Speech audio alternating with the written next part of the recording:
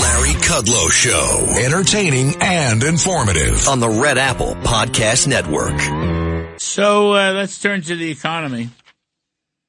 A lot of numbers came out. A lot of interesting themes going on. I started at the beginning of the show on my riff. I don't understand the administration's position on these legal wrangling lawsuits with Jay Powell. I mean, what day is today? It's March 14th, and the guy's out in middle of May or something? It's only a couple months. Why are we in the middle of legal wrangling that could go on forever? I don't understand it. One interesting thing, by the way, housing numbers improving. The housing bill is not very good. In fact, it's terrible. And John Carney says you don't want to die in New York. Boy, that's an interesting point. I don't want to die, but I don't want to die in New York especially. But I don't know where to die. I guess I'll have to move south. Anyway, we got John Carney, Breitbart News editor for economics and finance and co-author of the Breitbart Business Digest daily must-read. Michael Faulkender, professor of finance at Maryland University, America First co-chair, America Prosperity, and importantly, former deputy secretary at the Treasury Department in the first year when the one big beautiful bill finally got passed. Gentlemen, welcome. I'll go to John Carney. I want to go to you first. I mean, we've covered this Kevin Warsh thing. So now this judge, Boatsman, whatever his name is, he's a phony. He's not a real judge. He's a Democratic political hack, Trump derangement syndrome. Okay? He's the guy that tried to throw Trump, Jack Smith, and throw Trump in jail for 750 years. But he did rule against the Justice Department subpoena against Jay Powell. Then Jeanine Pirro, whom we love. And Jeanine, if you're listening, I still love you. But I don't understand why you want to prolong this legal wrangling because, John Carney, I want Kevin Warsh in the Fed as soon as possible. And he may not get in for, 20 years if this continues. And there's no, he might be too old with gray hair and lost his edge. And, let's get this done. For what's going on here? Absolutely. Look, so the judge's decision, by the way, I'll just say Jeanine Pirro is right. It's totally wacko, right? Trump derangement syndrome doesn't make any sense. Imposes a legal standard that has never been imposed before in American history for a grand jury subpoena, totally out of control, but they should let it go anyway. Right. And look, Donald Trump is Jeanine Pirro's boss. He can call her up and say, it's time to drop this investigation. Look, people will get upset. They say, the president shouldn't interfere in the investigations. But this is a case where I think there's a good reason to say, look, drop it. By the way, there's no statute of limitations that we're worried about here. She can bring it up again if she thinks Jerome Powell's a crook, or even that the Fed itself has done something wrong. Do it afterwards. Let Kevin Warsh get confirmed. Kevin Warsh will cooperate, by the way, with the subpoenas. If you get him in there and send some subpoenas, say we're worried about what's going on in the Mariner Eccles building, he'll cooperate. So that's not a problem. I think that it doesn't really make sense for her to continue to pursue this. She raised the point. She's not worried about politics. She's just trying to focus on the law. That's fine. Focus on the law after Kevin Warsh is confirmed. He can't get confirmed as long as this is going on. Yeah. They're going to appeal it. I'm afraid they'll win the appeal. Yeah. And because I think Boasberg's decision is, wackadoodle, and they'll win the appeal. And then, as you said, we'll go on forever. It'll go on forever. It'll be under President J.D. Vance or Marco Rubio's term when Kevin Warsh finally gets. I still think that Trump should pardon Powell. That's my suggestion. Pardon Powell. The John Carney view. Crazy. It'll make the president feel great. But Mike Faulkender. I sat with him a couple of weeks ago in an interview. He loves Kevin Warsh, but they're not doing anything to get Kevin in there. That's the problem. And I think John Carney is right. the president could whisper to Pam Bondi, who, and then Pam Bondi is a Justice Department issue, and then Pam Bondi, these U.S. attorneys work for the Justice Department. And I don't want to pick on Janine. I'm just saying, Janine, there's a greater good here. And you were inside the machinery, Michael. Something's got to be done. This thing, look, when is it May 15th? When is his term over, Jay Powell? It's the end of May. End of May. We're coming down to it, man. We're coming down to it.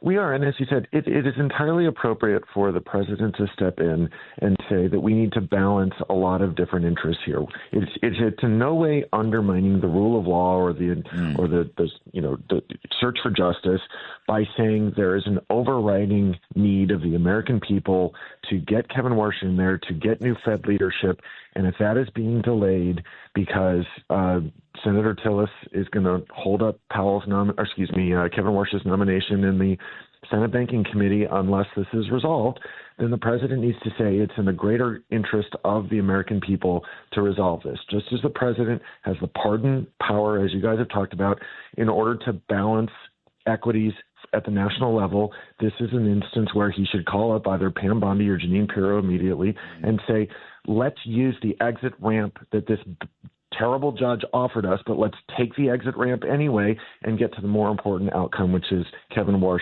leading the Fed. The irony is Kevin's gone up to the Hill and met with many of the senators, Republican and I think Democrat too, on the Banking Committee.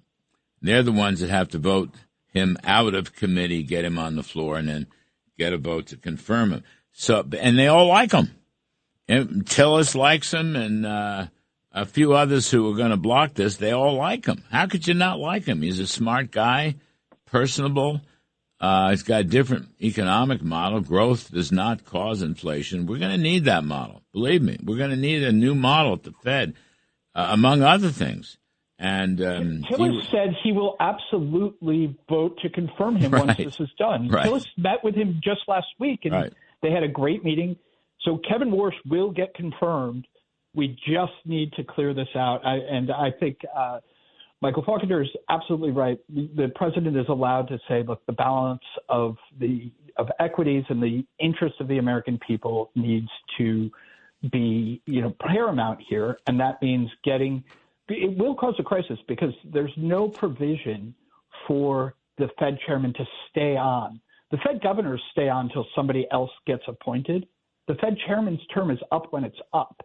So we will have the something that really has never happened before, which is no Fed chairman, and it's not exactly clear how I've written about how I think it works, but it's not exactly clear how it works when the Fed chairman's term runs up. Who exactly gets to appoint the Fed chairman? Is it the president or is it the Fed itself? I think it's the president, but it's still a big problem that we can avoid. Michael Faulkender, former Deputy Secretary of the Treasury, do you have any idea how this plays out?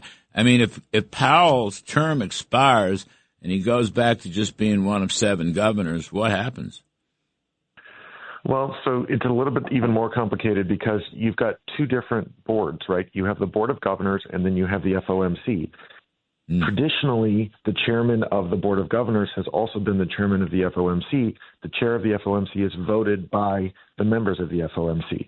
And so you could have an even more complicated situation where even if the president tries to nominate or pick somebody to temporarily be the head of the Board of Governors along the lines of what Jay just talked about, the board could decide to go a different direction on who is the temporary head of the FOMC, and that would be an even bigger disaster. Those guys will vote for Powell, right? The FOMC is loaded with Powell liberals. Which is why, the president just needs to say, in the national interest, we're putting this aside. Right. Let's get Kevin Warsh confirmed immediately. The votes are there. He should get a bipartisan vote because even the Democrats recognize that he is an excellent candidate. He will do a great job leading the Fed. And so let's just move on. And the way to do that is for the president to say, this is done. We don't agree with the finding of the judge, but we're going to use this as an opportunity to get Kevin Warsh in there. John Carney, you don't want to die in New York. You want to die in Connecticut? Is it better there? Well, we don't have Mayor Mandami up here in Connecticut, and he has proposed a massive increase in the estate tax. Right now, the estate tax in New York applies to people who have $7 million estates or more. He wants to bring that down all the way to $750,000. Larry, real estate in New York, the median price of a home in New York is $800,000. So, and in Manhattan, it's over $1 million.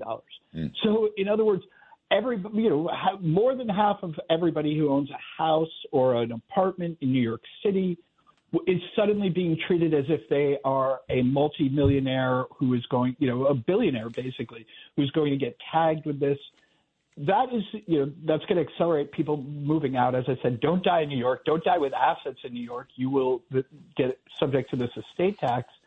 And in addition to that, he wants to raise the property tax. He wants to raise the income tax.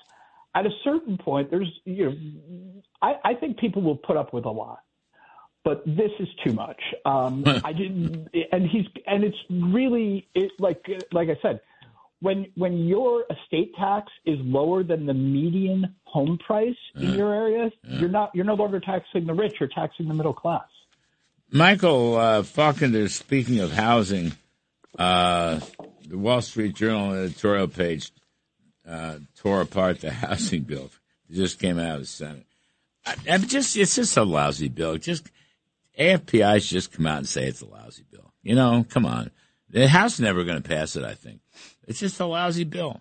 And really, the idea that private investors owning homes for rent, owning homes, period, is a bad thing. I just thought that was a bad idea from the very get-go. Like what Art Laffer said on the air, what if Abu Dhabi said it was going to build $1 billion worth of homes? Would we oppose that? Or say they're a private wealth fund or whatever it is. Would we oppose that? I mean, why is the administration going? Scott Besson should know better. Well, and the other part I don't understand is it'll allow institutional ownership of apartment and condos that are available for rent, but not single-family homes. And so you're creating the perverse incentive where if there is, high interest rates and high construction costs because of the damage that the Biden administration did to the economy, and so there is, just from a cash flow standpoint, a lot of households can't afford houses, and so they're going into rentals. Why are we forcing them essentially more into condos and apartments and away from the ability to rent single-family homes? Right. So there are some good provisions in the bill. So, for instance, it does provide incentives for states and localities to address some of their zoning and their permitting issues. That's the problem. But yes, that's the fundamental problem, and there are some provisions to do work on that. But at the last minute, there was this push by the White House to add this institutional ownership ban, and it has some perverse impacts on it. Can I also just go back and comment on the New York estate tax thing? I mentioned the housing piece. I got to take a break. Can you imagine a 401k that gets taken out? Talking to John Carney, co-author of the Breitbart Business Digest Daily. Great product.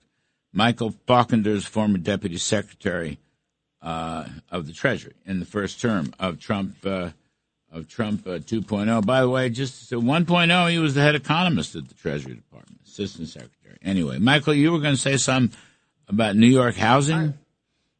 What I was saying was that if you have a